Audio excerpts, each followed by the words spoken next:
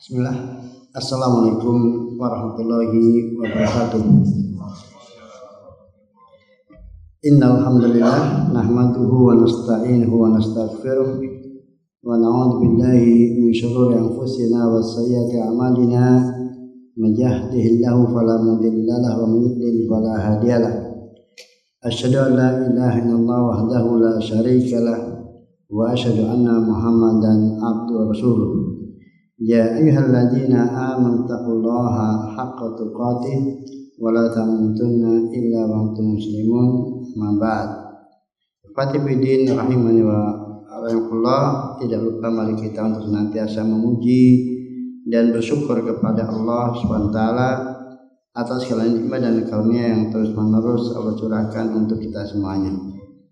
Dan di antaranya pagi hari ini kita hadir untuk melaksanakan sholat subuh berjamaah.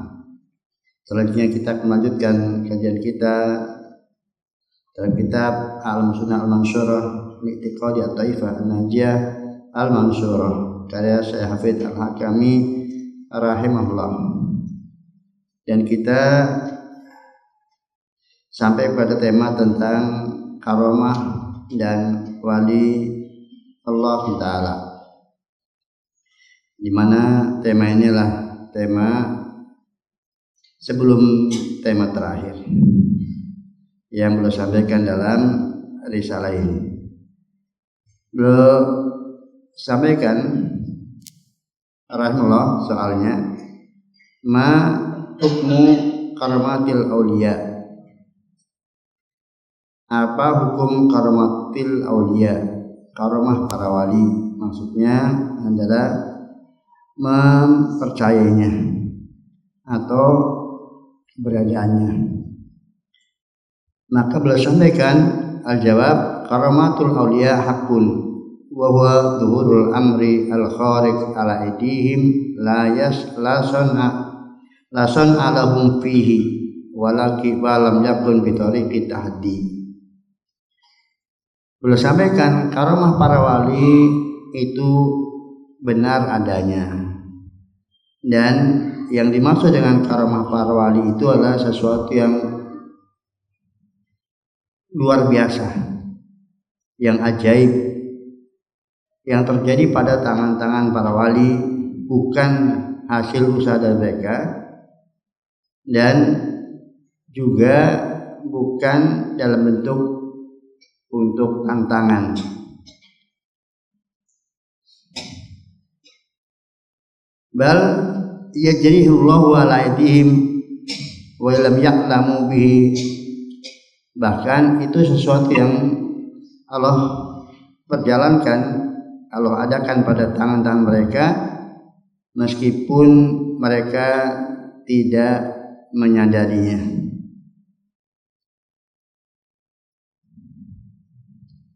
Ikhwati bin rahimani wa rahimakumullah.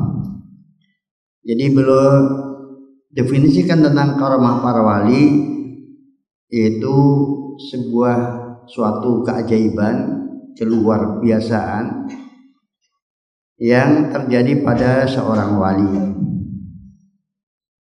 Dan keluar biasaan tersebut, keajaiban tersebut itu bukan hasil diupayakan.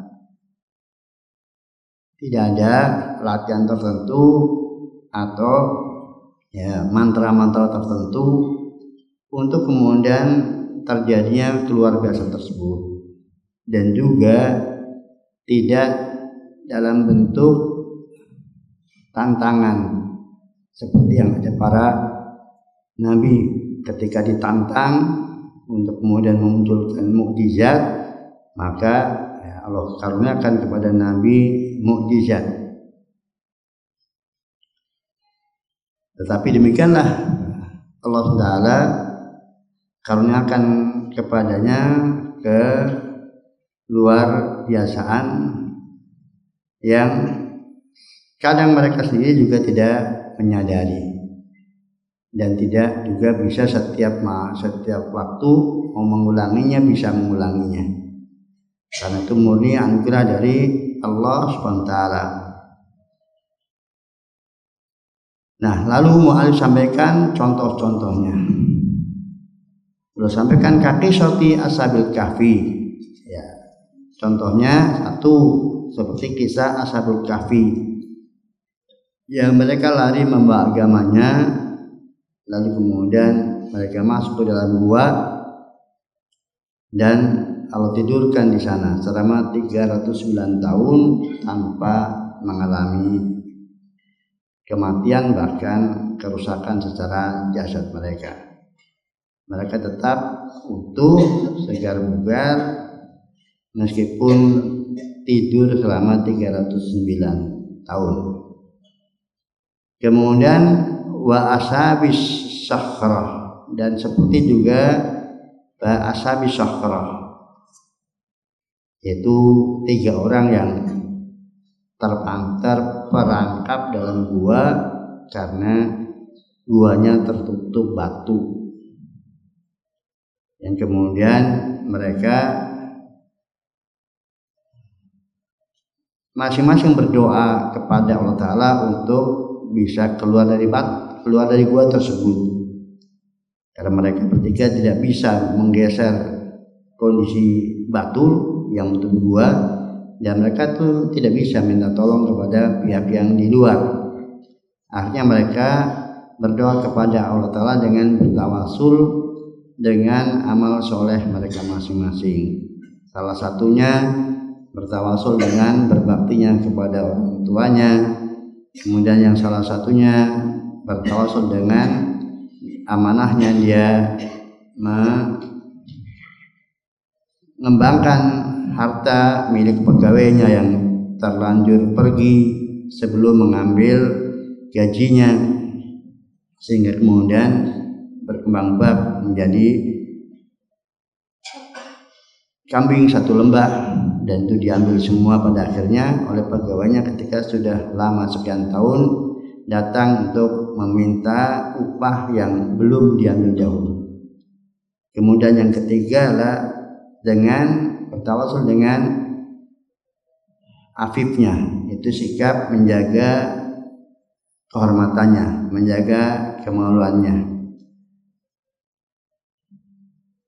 sehingga yang secara kondisi dia dalam posisi mau berzina, tetapi kemudian teringat takut kepada Allah Ta'ala, kemudian membatalkannya. Kemudian yang ketiga wajurej ar-rahib. Jurej, ya, seorang pendeta di masa Bani Israel yang digoda oleh seorang pelacur, karena selama ini ketakwaan dan kesolehan Jurej, maka kemudian, dan itu juga dampak dari doa ibunya ketika Jurej sedang sholat sunnah, ibunya memanggil, kemudian Jurej bimbang antara memenuhi panggilan ibunya atau kemudian melanjutkan sholatnya, dan beliau tetap melanjutkan sholatnya, sehingga ibunya marah. Ibunya tidak tahu kalau kemudian Jurej sedang sholat, maka beliau akan buruk, ya, maka kemudian terjadi apa yang ibunya berdoa tersebut. Beliau digoda oleh seorang pelacur, tetapi ya gagal. Si pelacur gagal. Akhirnya si pelacur berzina dengan seorang pengembala, dan setelah lahir kemudian mengklaim bahwa dia adalah anak Jurej. Maka masyarakat pun ngamuk dan merobohkan tempat ibadahnya Jurej.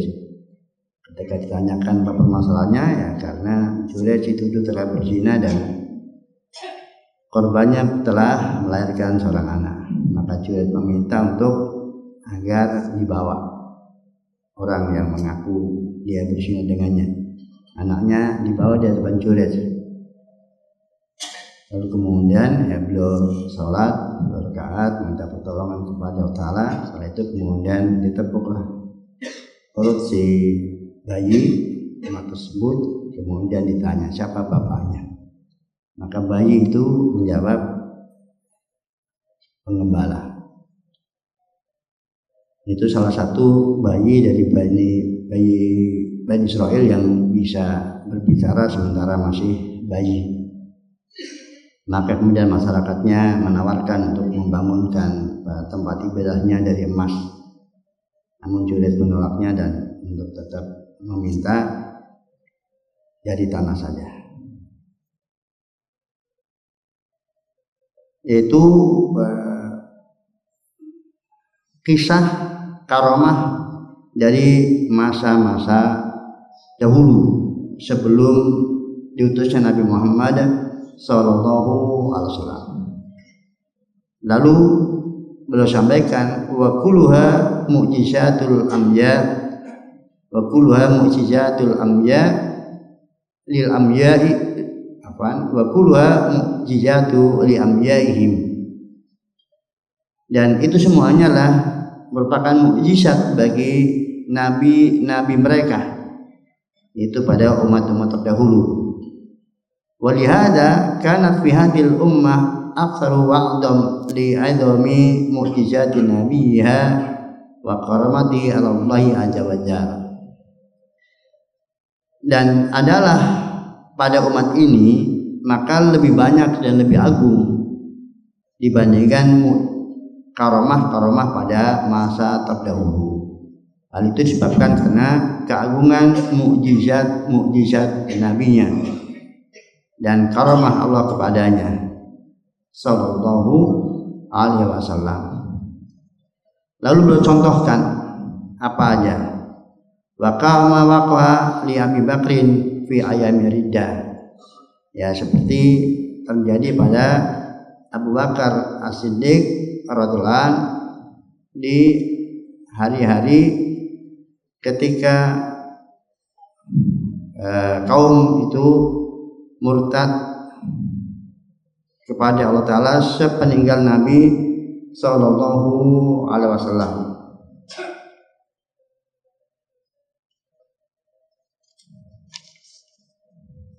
Ya, tentang di antara karamah Bakar yang diceritakan ini ada sebuah hadis kisah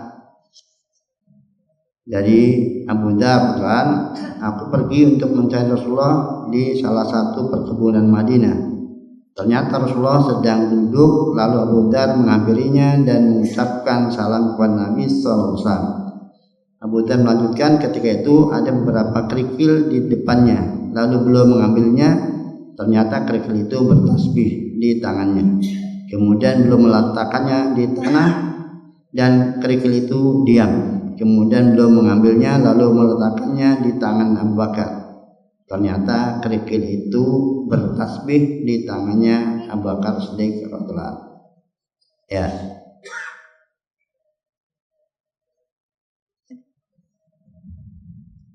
Ini diantara karamah dari Abu Bakar Siddiq radhiyallahu anhu, termasuk juga beliau bisa menyebutkan tentang janin, jenis kelamin pada janin yang ada di perut istrinya.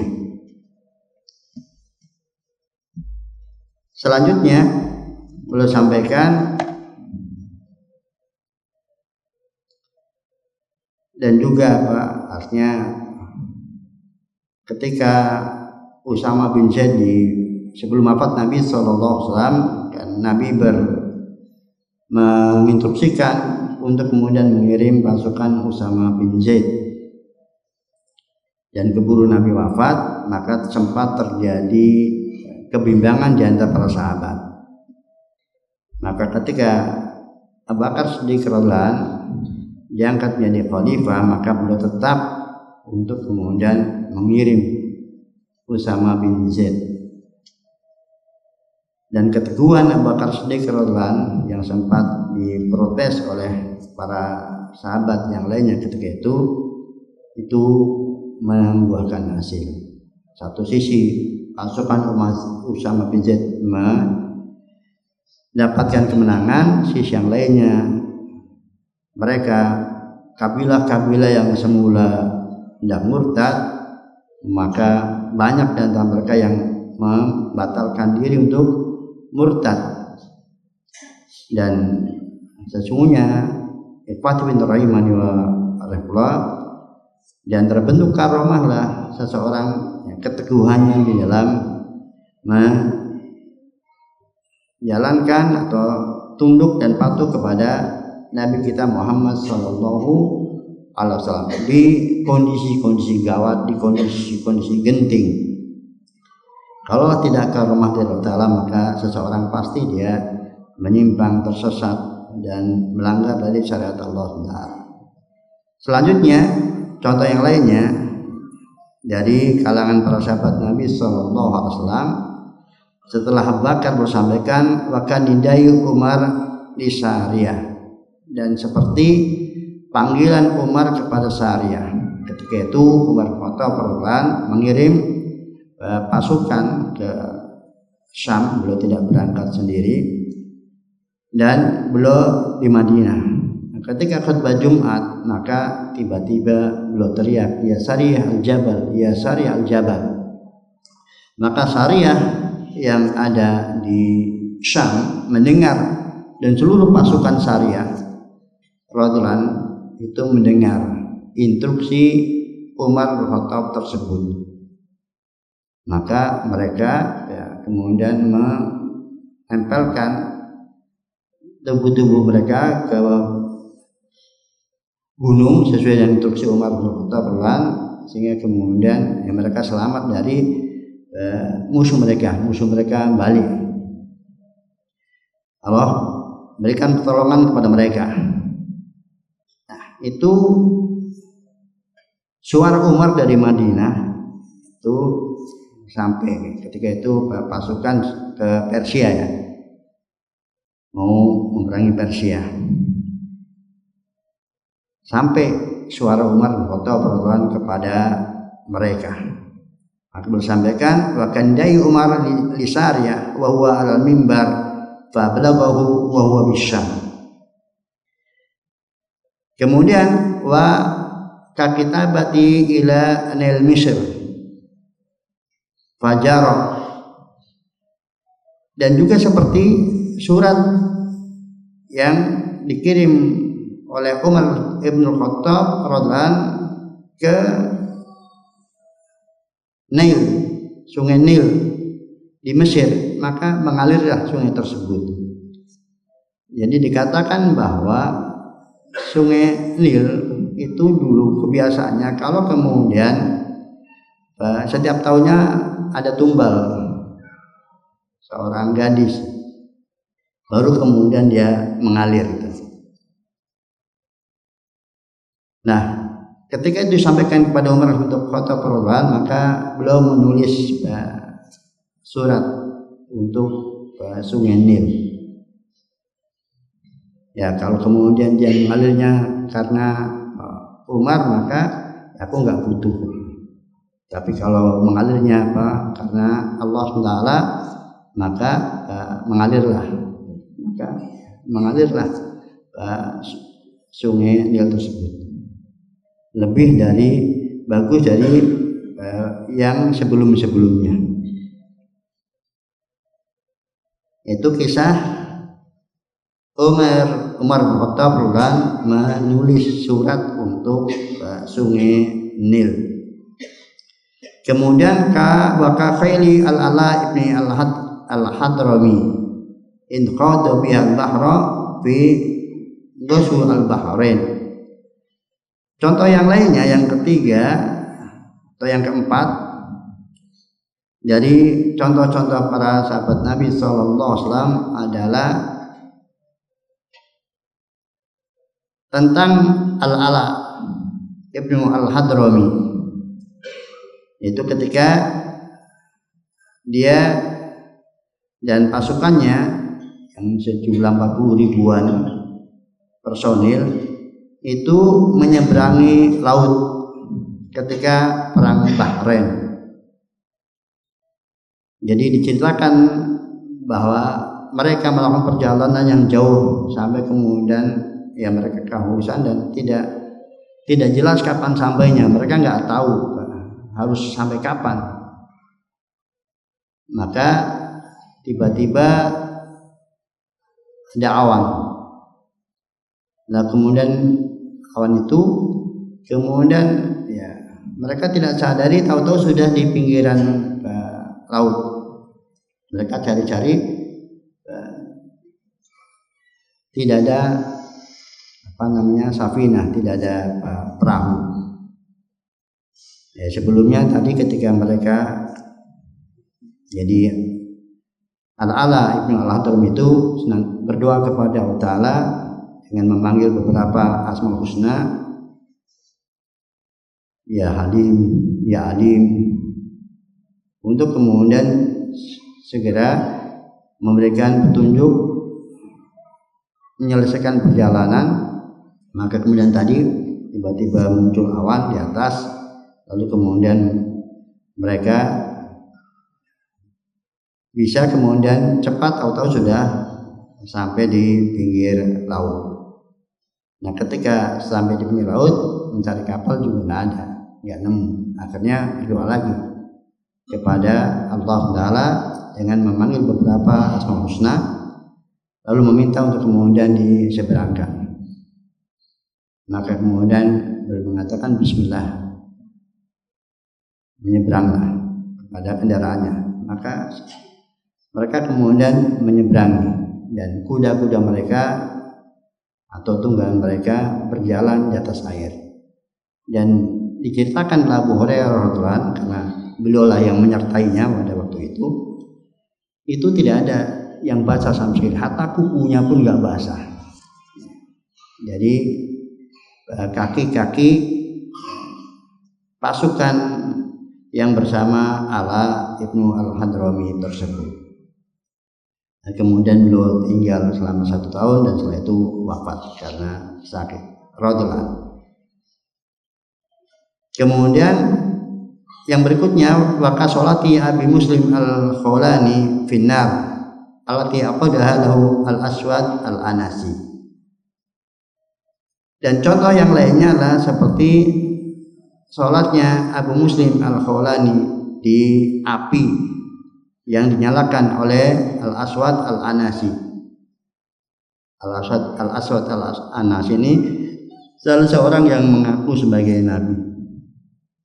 Nah, Abu Muslim Al-Khawlani ini diperintahkan masuk ke dalam api yang dinyalakan oleh Al-Aswad Al-Anasi. Dan beliau sholat dan enggak terasa sama sekali panasnya api tersebut. Maka ketika beliau suatu saat ketemu Umar bin Khattab radhiyallahu anhu, lalu Umar bertanya tentang peristiwa yang terjadi tentang masuk api nggak terbakar, maka beliau bercerita, orangnya aku. Jadi itu orangnya aku, kata Abu Muslim Al-Khawlani. Dan kata Umar, ya dia memuji Allah Ta'ala bisa bertemu dengan seseorang yang nasibnya seperti Ibrahim alaihissalam, dibakar tapi tidak mempan. Ya, lalu bersampaikan wa ghairu dzalika mimma waqa'a li katsir minhum fi zamanin Nabi sallallahu alaihi wasallam wa ba'dahu fi asri sahabat tabi'in lam bi ihsan wa min ba'dihim ilal an wa ila yaumil qiyamah. Dan selain daripada itu, dari apa yang terjadi di banyak di antara mereka zaman Nabi sallallahu alaihi wasallam dan juga sesudahnya di masa para sahabat, masa tabi'in yang mengikuti mereka dengan baik, dan di masa-masa sesudah mereka sampai hari ini, bahkan sampai hari kiamat.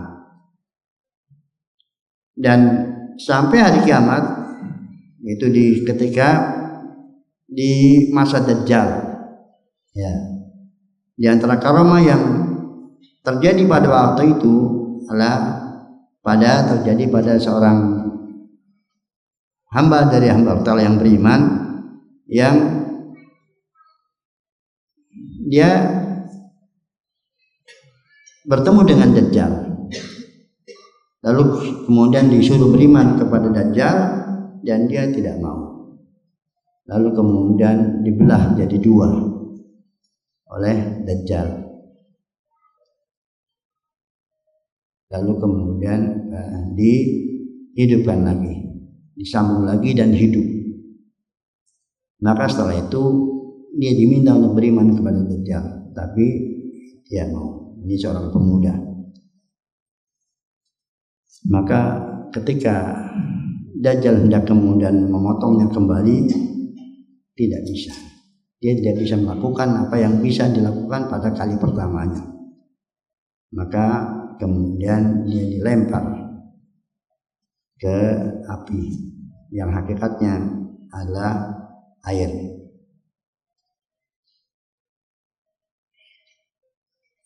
Jadi karomah ini akan senantiasa ada pada umat ini yang mengikuti, yang ditiba kepada Nabi Sallallahu Alaihi Wasallam.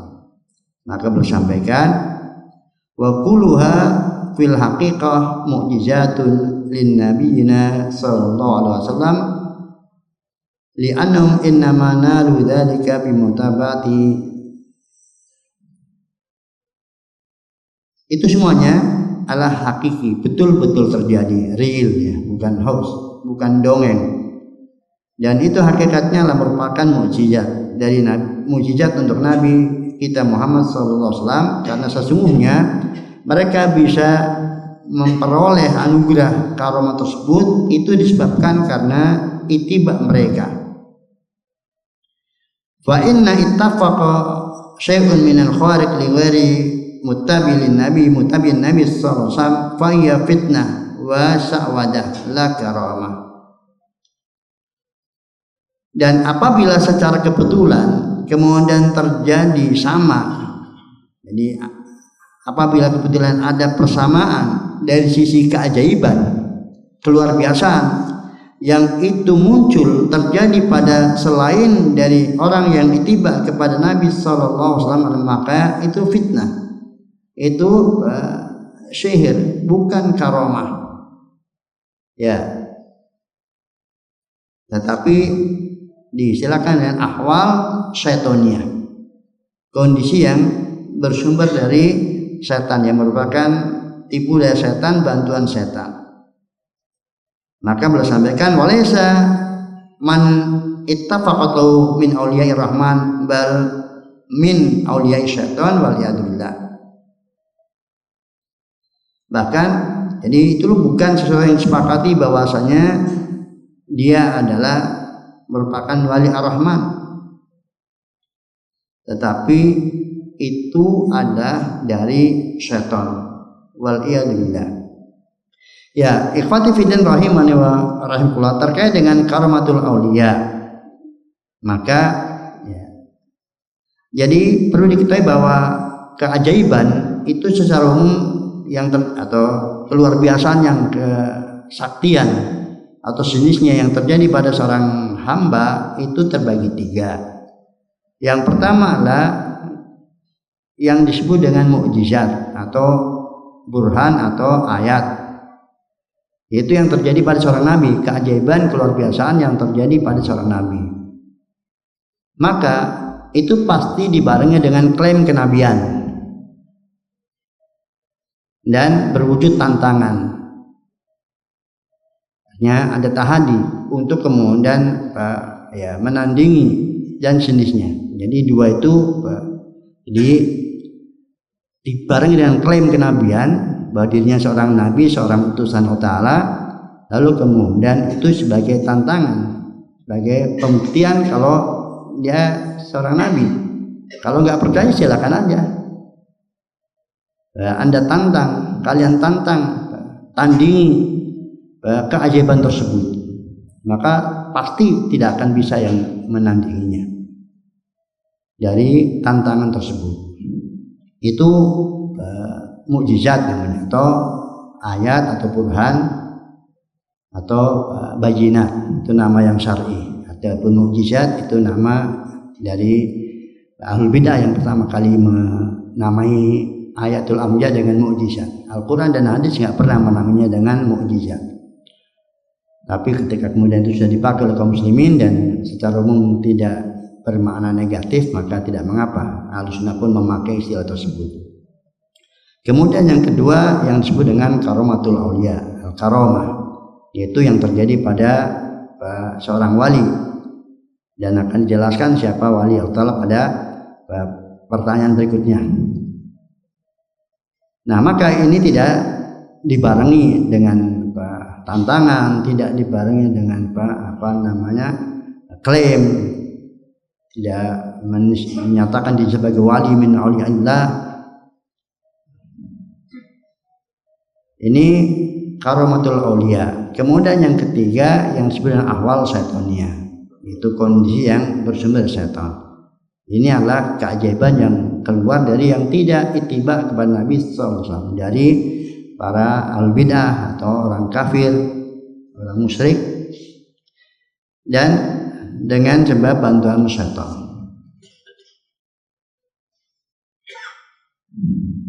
Nah, karena mujizat sudah tidak ada, maka yang tersisa hari ini adalah dua itu, karomatul aulia atau ahwal syaitaniyah. Dan sama-sama sampai kemudian akhir zaman. Maka ahwal syaitaniyah akhir zaman misalnya yang terjadi pada Dajjal, keajaiban-keajaiban yang luar biasa. Dan itu bukan karomah tetapi ahwal syaitaniyah. Adapun orang mukmin yang berhadapan dengan Dajjal kemudian terjadi keajaiban yang terjadi pada mereka, maka itu karomah, anugerah dari Allah Subhanahu wa ta'ala. Kemudian ditinjau dari model karomah, maka itu secara umum terbagi dua, itu yang bersifat al-ilmu wal mukasyafat, jadi kaitannya dengan keilmuan dan kasyaf, yaitu bisa mengetahui yang ajaib yang tidak bisa diketahui oleh umumnya orang, seperti apa yang terjadi pada Abu Bakar Siddiq radhiyallahu anhu, atau yang terjadi pada Umar. Dia mengetahui bagaimana kondisi pasukannya lalu kemudian berteriak memanggil mereka, mendengar yang tidak bisa didengar oleh pada umumnya orang dan sebagainya. Ini al-ilmu al-mukasyafat. Kemudian yang kedua adalah al-qudrah wa ta'sir, yaitu berupa yang kalau kita mudahnya kesaktian. Jadi kemampuan fisik yang luar biasa, kesaktian yang seperti tadi berjalan di atas air, kemudian dibakar nggak mempan. Nah, itu bentuk karomah. Jadi kadang berupa ilmu kasyaf dan kadang berupa kesaktian, dalam arti kemampuan yang ajaib yang luar biasa dari kemampuan fisik yang terindra. Kalau kasar tadi ya berupa kaitannya dengan keilmuan yang ajaib yang luar biasa. Nah, itu bentuk dari karomah sebagaimana dijelaskan oleh Syekhul Islam Ibnu Taimiyah rahimahullah dan juga para ulama yang lainnya.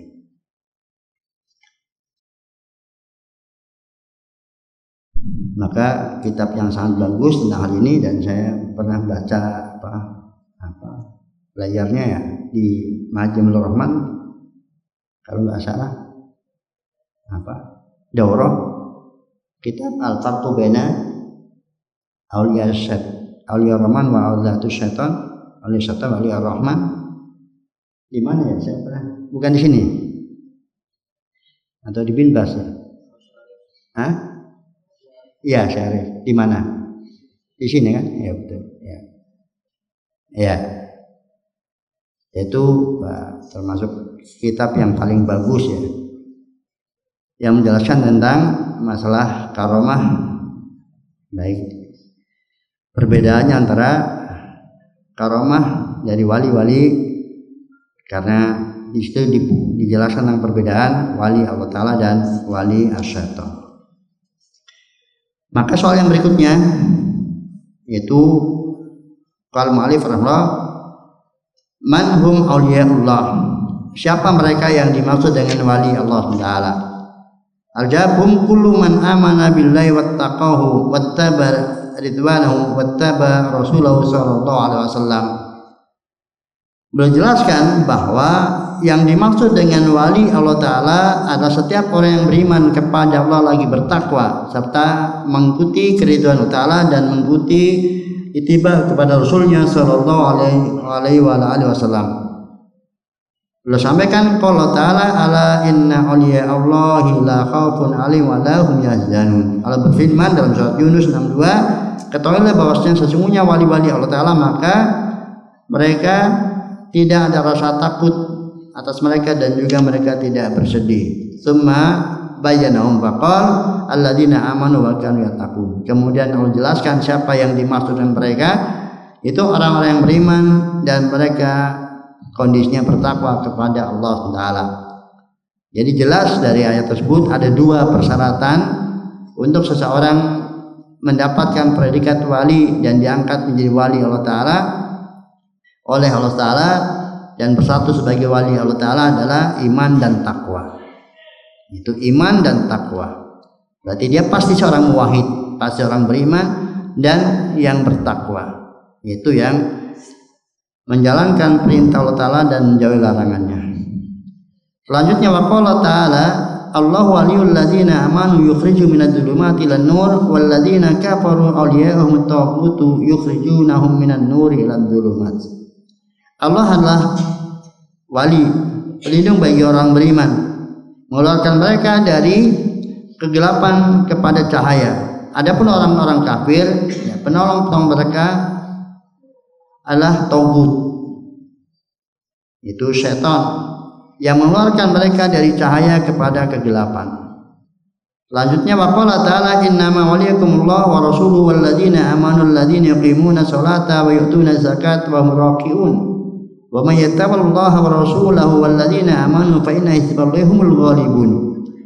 Dan Allah berfirman, hanyalah wali-wali kalian adalah Allah Rasulnya dan orang-orang beriman yang mereka menegakkan salat, menunaikan zakat dan mereka senantiasa ruku. Dan barang siapa yang berpaling dari Allah dan Rasulnya dan orang beriman, maka sesungguhnya kelompok Allah lah mereka yang menang. Dalam ayat ini juga dijelaskan bahwa wali Allah Ta'ala adalah ya wali kaum mukminin adalah Allah Rasulnya dan sesama kaum mukminin. Maka kaum mukminin adalah wali Allah Ta'ala. Wa qala Nabi sallallahu alaihi wasallam inna ali abi fulan laysu li bi auliya inama auliyai al muttaqun. Dan Nabi SAW bersabda, sesungguhnya keluarga Abu Fulan itu bukanlah dia wali bagiku, tetapi waliku hanyalah orang-orang yang bertakwa. Kemudian waqala Hasan rahimahullah ta'ala idza qaumun mahabbata wa famtanahumullahu bihadil ayah qul in kuntum tuhibbuna Allah fattabi'uni yuhibbukumullah. Hasan al-Basri rahimahullah mengatakan, orang-orang pada mengklaim dirinya mencintai Allah Ta'ala, maka uji mereka untuk membuktikan kebenaran cinta mereka dengan maka Allah berfirman, katakan jika kalian mencintai Allah Ta'ala maka ikutilah aku, yaitu maksudnya Nabi Muhammad SAW, niscaya Allah akan mencintai kalian. Ya, maka ini juga dalil bahwa yang layak untuk dipredikati seorang wali adalah yang ittiba kepada Nabi SAW. Wa qala Syafi'i rahimahullah ta'ala idza ra'aytum ar-rajula yamshi 'alal ma' aw yatiru fil hawa fala tusaddiquhu wa la takhtaru bihi hatta ta'lamu mutaba'atahu li rasulillahi sallallahu alaihi wasallam. Imam Syafi'i pernah mengatakan rahimahullah, apabila engkau melihat ada seseorang yang dia berjalan di atas air atau dia terbang di udara, maka nggak usah kalian membenarkannya. dan jangan terpedaya dengannya sampai kemudian kalian mengetahui tentang itibaknya kepada Rasul sallallahu alaihi wasallam. Jadi kemampuan ajaib dan luar biasa itu bisa dimiliki oleh wali-wali Allah Ta'ala dan juga oleh wali-wali syaitan. Untuk wali-wali Allah Ta'ala maka sebagai karomah bagi mereka, kemuliaan dari Allah Ta'ala kepada mereka, yang terkadang itu untuk kepentingan pribadi mereka dan kadang itu kepentingannya untuk menolong agama Allah Ta'ala. Adapun wali-wali syaitan, maka keajaiban yang terjadi pada mereka adalah sebagai istidraj bagi mereka, fitnah bagi mereka, dan biasanya menimbulkan madarat, membahayakan baik bagi mereka atau kemudian pihak yang lainnya. Wallahu a'lam bishawab. Ya, demikian ikhwah rahimani wa rahimahullah, bahasan terkait dengan karomah dan juga wali Allah Ta'ala. Nah, ikhwati fin rahimani wa rahimahullah, setiap hamba yang beriman ada kadar perwalian Allah Ta'ala, tetapi untuk dimutlakan dia wali Allah Ta'ala adalah maksudnya yang imannya sempurna, yang seperti disifati oleh Allah Ta'ala alladzina amanu wa kanu yattaqun. Jadi tidak semata-mata hanya punya mutlakul iman, karena ahlul bidah pun selama bid'ahnya belum kafirah ya masih ada kadar keimanan. Tetapi seseorang untuk kemudian mendapatkan perwalian dari Allah Ta'ala dalam arti yang seutuhnya adalah ketika dia betul-betul takwa kepada Allah Ta'ala, seperti dalam hadis Nabi sallallahu alaihi wasallam, man ada waliyan faqad adzantu bil harb. Siapa yang memusuhi wali, maka sungguh seorang wali, maka sungguh aku umumkan perang dengannya. Ya, lalu Allah sebutkan tentang sifat wali, bahwa wa ma taqarraba ilayya abdun ahabbu ilayya mimma aftaratu alaihi, dan tidaklah seorang hamba mendekatkan diri kepadaku kecuali dengan sesuatu yang kewajiban kepadanya. Wa ma yataqarrabu abdun bitawafil hatta uhibbah, dan tidaklah seorang hamba mendekatkan diri kepadaku dengan hal-hal yang wala yajal abdi yataqarrabu ilayya binawafil, dan terus-menerus seorang hamba mendekatkan diri kepadaku dengan sesuatu yang sunnah hatta uhibbah, sehingga aku mencintainya. Maka setelah itu ya pertolongan Allah taufik kepada Allah pada seorang wali tersebut. Jadi disebutkan oleh Allah Ta'ala dalam hadis qudsi tersebut tentang kondisi orang yang dia distatuskan wali oleh Allah Ta'ala, yaitu dia menjalankan yang wajib, kemudian lebih disempurnakan lagi dengan menjalankan yang sunnah. Jadi menyempurnakan ittiba kepada Nabi sallallahu alaihi wasallam. Dan ikhwah bin rahimani bahwa sebagian salaf mengatakan ketika sudah munculnya berbagai macam bid'ah dan tersebarnya bid'ah aliran sesat di tengah-tengah kaum muslimin, maka bentuk karomah Allah Ta'ala pada seorang hamba di masa fitnah lah berpegang teguhnya dia terhadap sunnah Nabi sallallahu alaihi wasallam. Jadi ya, termasuk bagian dari keajaiban, dan sesungguhnya itu ya karomah yang lebih bermanfaat dari karomah apapun juga ketika seseorang diberikan karomah oleh Allah Ta'ala berupa istiqomah di jalan hak, di jalan kebenaran, baik secara ilmu maupun pengamalan. Baik secara ilmu maupun pengamalan, ilmunya sesuai dengan sunnah, amal sesuai dengan sunnah di masa fitnah, di masa ujian berbagai macam ujian berat ya, baik secara keduniaan dalam arti ya syahwat duniawi maupun dari sisi syubhat yang ada. Oleh karena itu ikhwafin rahimani wa rahimahullah, kita semuanya itu adalah berpeluang untuk menjadi wali-wali Allah SWT. Dan jangan pernah digambarkan bahwa seorang wali itu adalah pasti muncul hal yang ajaib. La yalzam, tidak harus yang namanya seorang wali itu adalah muncul keajaiban dalam arti kesaktian seperti dipahami pada umumnya orang. Dan juga tidak mesti bahwa yang muncul padanya keajaiban itu karomah yang khariqul ada itu lebih tinggi derajatnya daripada yang tidak muncul. Oleh karena itu ulama menjelaskan bahwa karomah di masa tabi'in itu lebih banyak terjadinya dibandingkan karomah di masa para sahabat Nabi Sallallahu Alaihi Wasallam. Ya, karena kadang karomah itu muncul terkait dengan ada suatu kebutuhan bagi seorang hamba tersebut, ada satu kondisi kebutuhan sehingga ya Allah turunkan untuknya karomah, atau ada satu kondisi dan kebutuhan untuk kemudian menolong agama Allah SWT. Adapun ketika kemudian seseorang tidak ada satu kebutuhan yang mendesak baginya, maka ya wajar sih apabila Allah Ta'ala tidak menurunkan karomah untuknya. Ya, maka dia hidup wajar sebagaimana manusia pada umumnya dan tidak memiliki kesaktian sama sekali. Dalam arti khariqul ada, tetapi dia adalah seorang wali Allah Ta'ala yang bisa jadi ketakwaannya melebihi dari mereka-mereka yang muncul padanya karomah.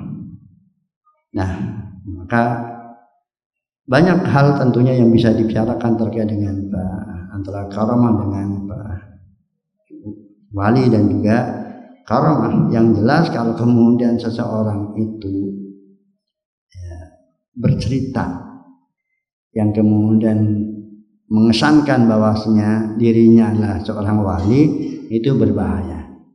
Ya, karena fala tuzaku anfusakum huwa a'lamu biman ittaqa. Bisa jadi itu adalah istidraj. Dan seorang itu ya, wali-wali Allah Ta'ala mereka secara umum adalah tidak suka untuk kemudian menampakkan diri mereka, menunjukkan ketakwaan mereka, kecuali sesuatu yang memang itu adalah mau tidak mau dilihat oleh manusia, menjalankan syarat ta'ala yang zahir yang menjadi kewajiban bagi mereka. Ya, mudah-mudahan Allah Ta'ala anugerahkan kepada kita perwaliannya baik di dunia maupun di akhirat. Amin. Demikian. Ada pertanyaan? Cukup Pak ya. Oh, ada, silakan Ustaz.